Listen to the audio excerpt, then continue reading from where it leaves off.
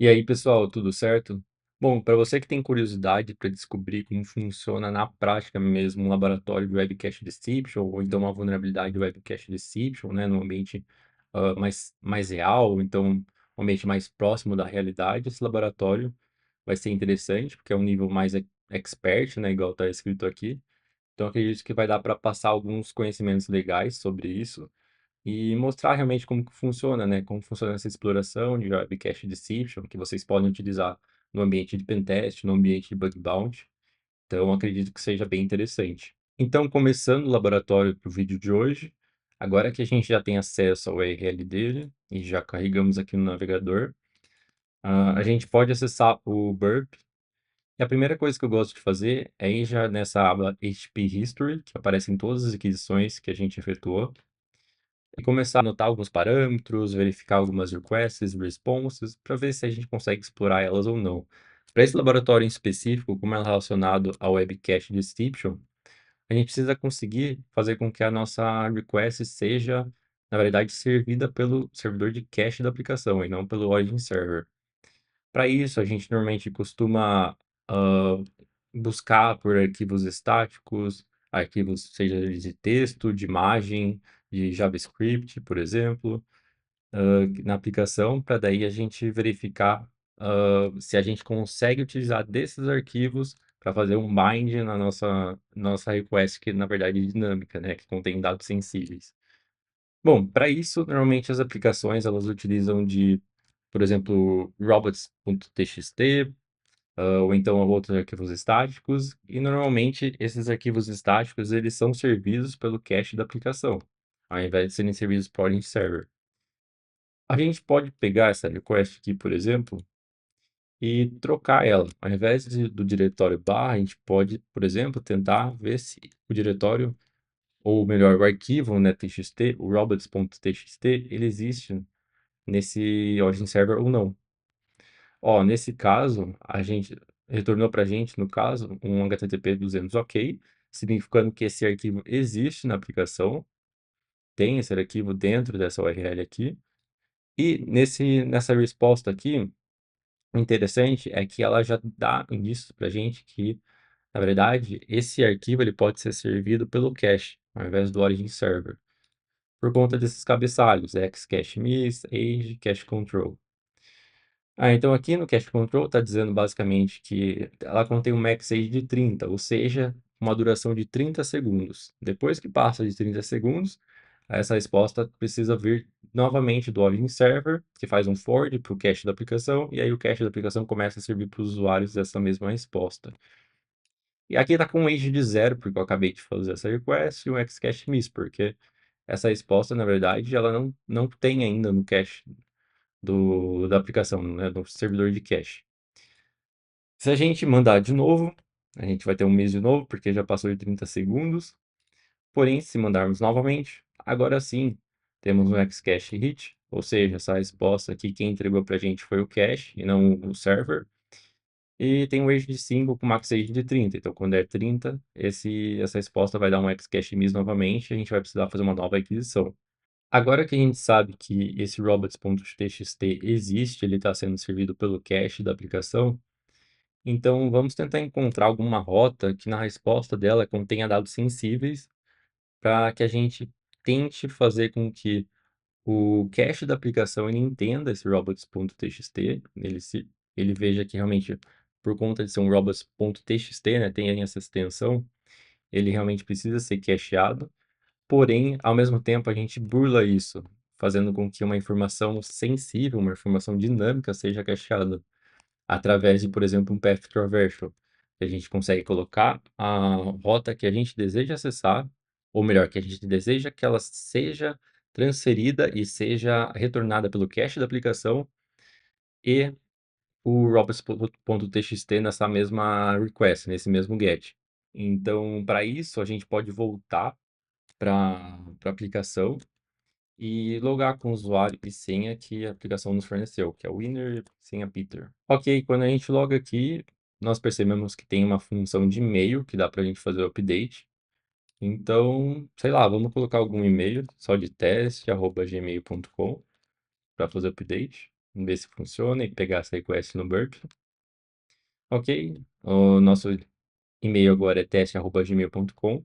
Se a gente voltar para o burp e a gente for em proxy, HTTP history novamente, a gente consegue ver as várias requests que nós acabamos de fazer. Tem a request, por exemplo, do post barra my account change email, que acabamos de solicitar lá no browser. E tem os parâmetros e valores do e-mail que a gente colocou, né, para alterar.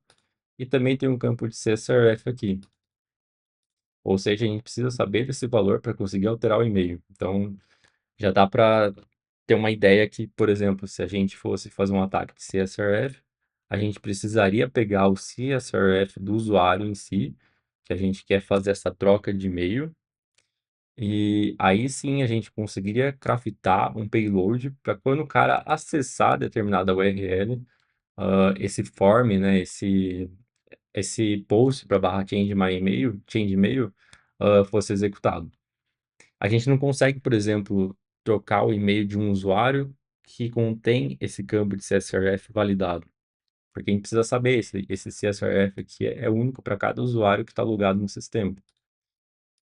Dito isso, a gente pode testar, a gente pode jogar para o repeater e dar um send aqui. A gente pode ver que, ok, a gente conseguiu trocar o e-mail, né, desse meu usuário aqui que eu estou logado, que é o winner. Só que o que acontece, por exemplo, se a gente trocasse ao invés de K por um O no final do CSRF?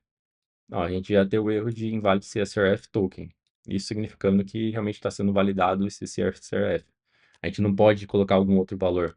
Bom, diante dessas informações, dessa request em si, que é utilizada para trocar o e-mail do usuário, será que a gente não consegue trocar o e-mail de algum outro usuário se a gente souber o CSRF dele?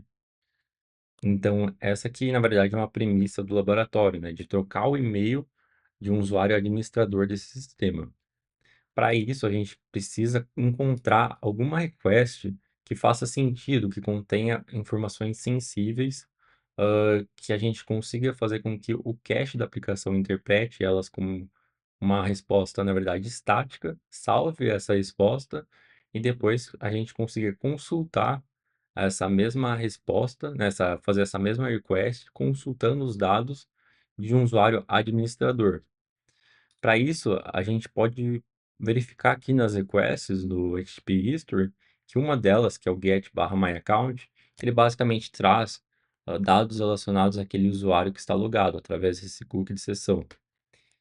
Se a gente verificar a resposta que o servidor nos traz, ele basicamente tem um campo aqui, que é o input type hidden, que contém o valor do CSRF. Então, diante dessas informações, principalmente relacionada ao CSRF do usuário em si, que nesse caso é o winner, que é o nosso usuário que a gente está logado, vamos tentar transformar essa request aqui que a gente está enviando para fazer com que ela, na verdade, ela seja salva pelo cache e a gente consiga consumir ela depois. Depois que um usuário administrador, por exemplo, entre na aplicação, né, faça essa request, esse barra my account, e a gente consiga pegar o CSRF dele. Bom, para isso a gente pode jogar essa request do barra my account no repeater, para a gente conseguir ficar testando ela várias vezes. Ok, temos a resposta aqui pelo servidor, HTTP 200 ok. Agora, o que podemos fazer é tentar utilizar daquele robots.txt, pois como nós já vimos, esse robots.txt ele está sendo servido pelo cache da aplicação. Então a gente tem que tentar fazer de alguma forma que ocorra como se fosse um desbalanceamento, como se fosse uma interpretação diferente do origin server e do cache da aplicação. Basicamente, fazendo com que a gente consiga integrar nessa mesma request, nesse mesmo endpoint aqui que a gente está fazendo uma chamada do tipo get, para o robots.txt, para fazer com que o cache leia o robots.txt e como a gente sabe que ele salva no cache dele quando tem esse robots.txt e o origin server por sua vez leia o barra my account e sirva essas informações dinâmicas sensíveis para o cache da aplicação.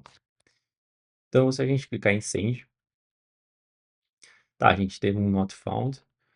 O que a gente pode fazer é tentar utilizar de um path traversal para tentar fazer com que o robots.txt, na verdade, ele volte, né, um diretório, para a gente fazer com que o cache da aplicação ele interprete esse robots.txt e o origin server barra my account. Para isso, a gente tem alguns delimitadores. Isso depende bastante de tecnologia, por exemplo, de linguagem, de frameworks que são utilizadas. Um desses delimitadores é o ponto e vírgula, que a gente pode testar. Causa basicamente essa diferença de interpretações.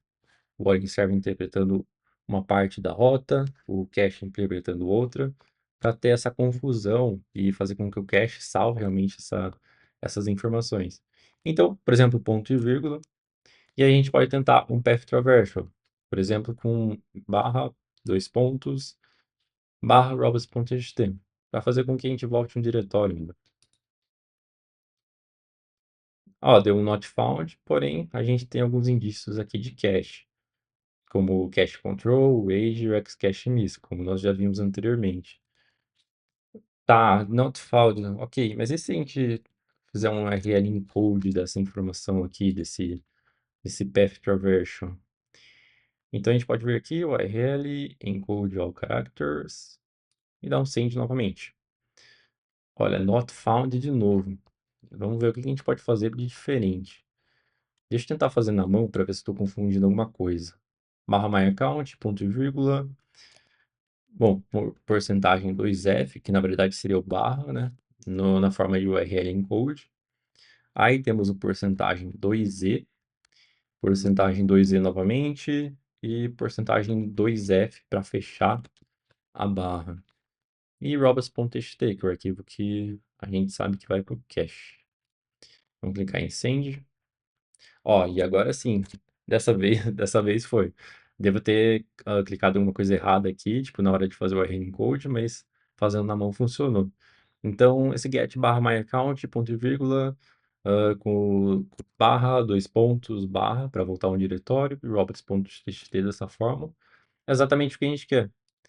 Porque se a gente mandar de novo a request, agora a gente tem realmente um HTTP 200 ok, a mesma informação que a gente tinha anteriormente, com somente o barra my account, a gente tem aqui.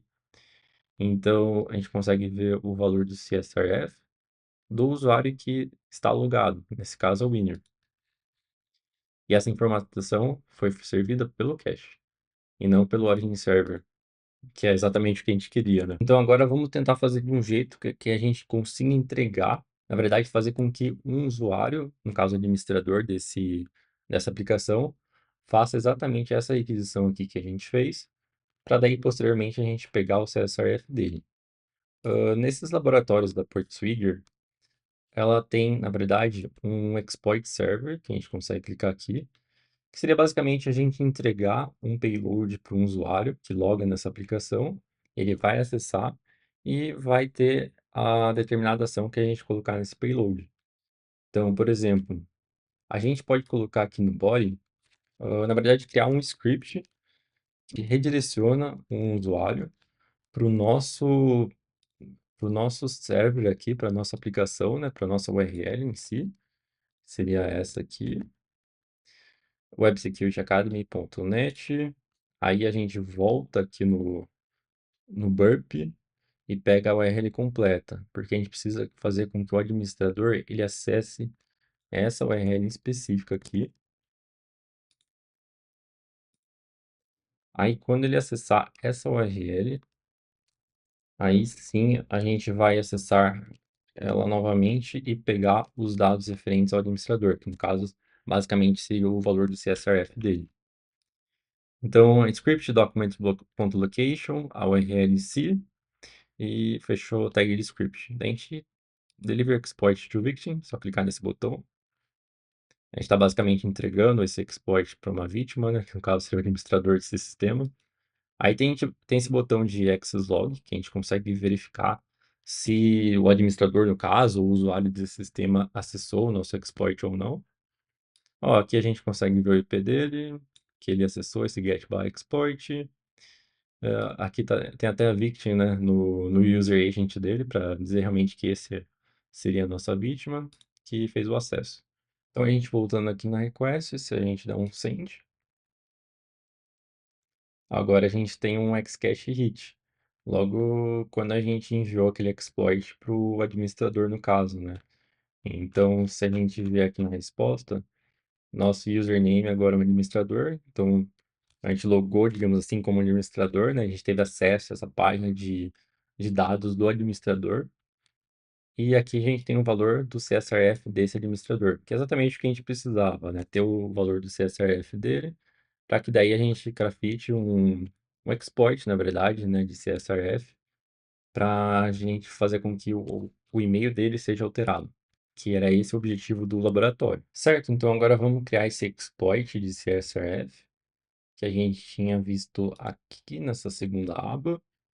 Então, precisamos criar uma POC, né, de CSRF com esse endpoint específico, né, myaccount barra change email, com esses valores aqui.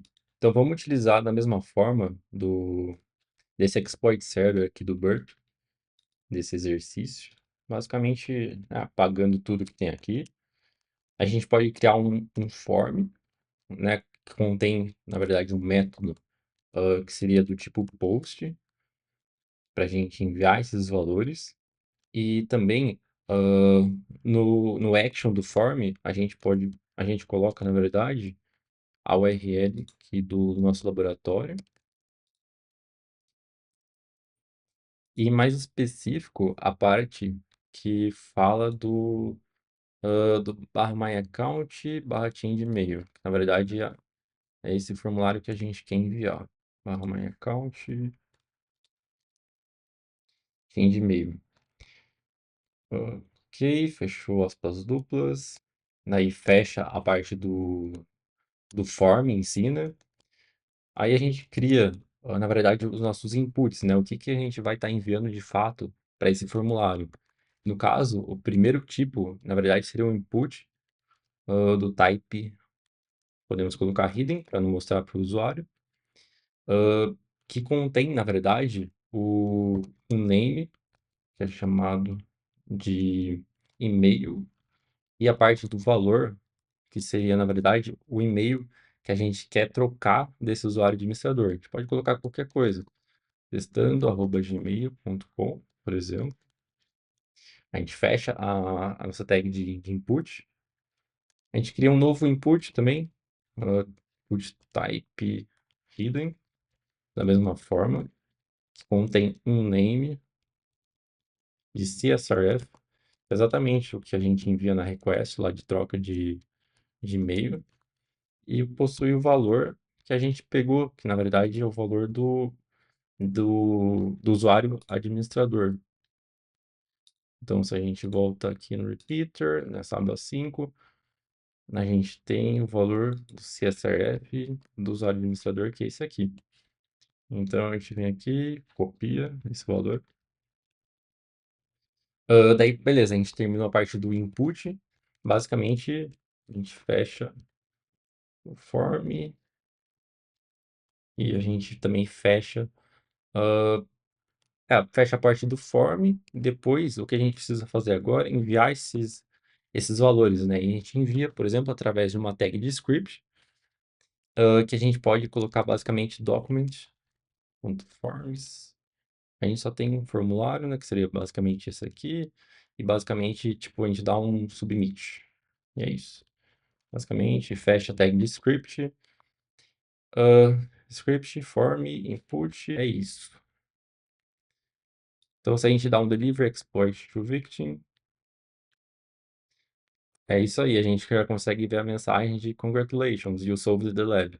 Porque, né, o objetivo desse laboratório era de você conseguir alterar o e-mail de um usuário administrador que loga nesse sistema. Então, para isso, a gente abusou de algumas falhas aí, principalmente de Webcache Deception com CSRF. Então, dessa forma, a gente enviou esse novo exploit para a vítima, né, que quando ele acessa essa URL, basicamente, por baixo dos panos, assim, né, porque é um input type hidden e tal, tá fazendo basicamente a troca de e-mail dele sem que ele saiba. Bom, foi isso para o vídeo de hoje, pessoal. Espero que vocês tenham gostado e entendido de fato como explorar mesmo utilizando essa vulnerabilidade do Webcache Deception. Eu sei que isso é um pouco mais complexo, né, foi um laboratório um pouco de nível mais avançado, só que mesmo assim eu acredito que vocês possam tirar boas lições, vários aprendizados bons desse vídeo, principalmente porque ele utiliza de alguns conceitos bem interessantes, né, o de Web Cache Description, com delimitadores, como você fazer para conseguir que a resposta seja trigada e seja servida pelo cache da aplicação, como você faz um path traverse, ou como você abusar de falhas de CSRF também. Então, são várias vulnerabilidades, né, um chain de vulnerabilidades que você utiliza para conseguir resolver esse laboratório, para conseguir, no final dele, conseguir trocar o e-mail do usuário administrador do sistema. Então foi isso, muito obrigado e até a próxima.